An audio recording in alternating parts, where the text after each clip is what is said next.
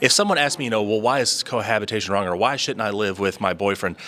I can hit them hard with a biblical answer. It may not be coded in love. It may be a whole lot of truth and not much grace. So could you kind of walk us through if someone approached you with that and said, well, what's the big deal? Yes, it really is. To be honest with you, this is a great answer for almost any sin, not just cohabitation, because you really can apply what I'm going to say to almost any current trend that is sin-rooted.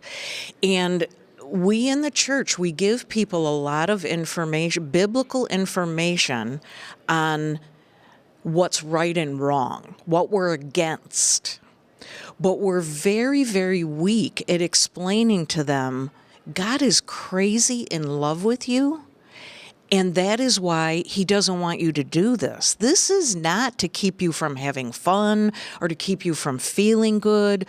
So what I do when I talk to, and, again, I speak to a lot of single parents, step families, and I'm trying to explain this to them. I have to share with them my experiences. See, I use a lot of my own story because I didn't come to know Christ till I was 24. So I can share with them, I used to think this was all about rules until I came to know my daddy.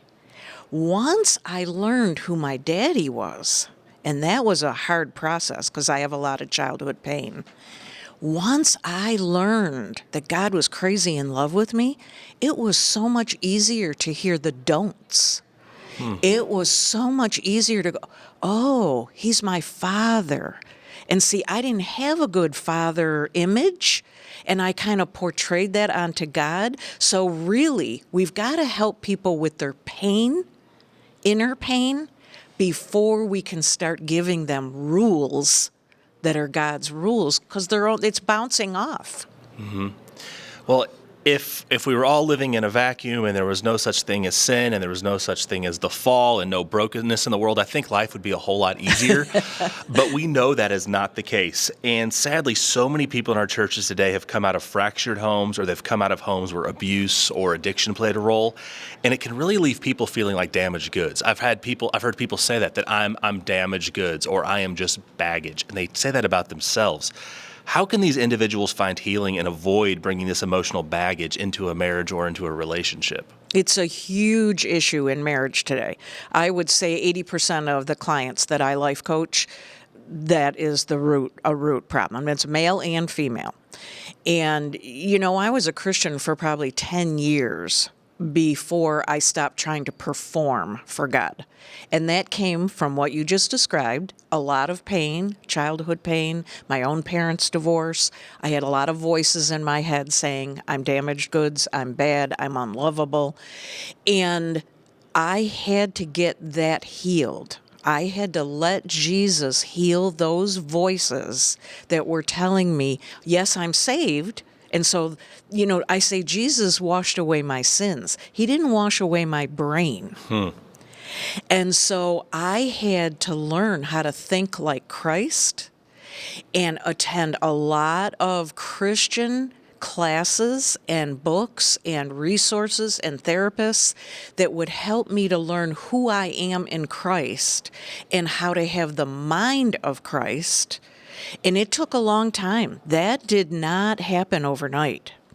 It was only then that I began to understand I don't need my husband to meet my needs. I got to stop expecting my spouse to meet my needs.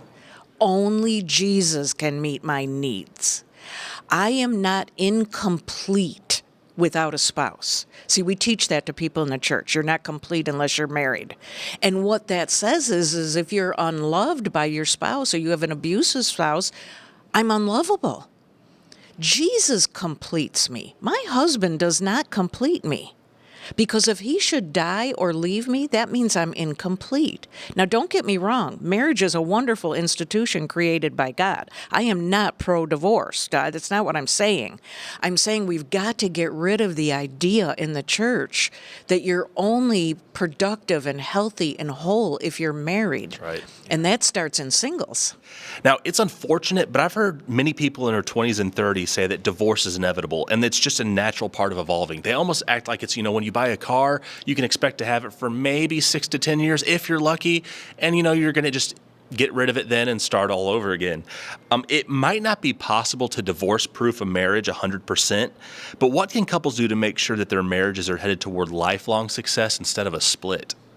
They need to find classes and churches that are willing to address the real reasons why people are getting divorced.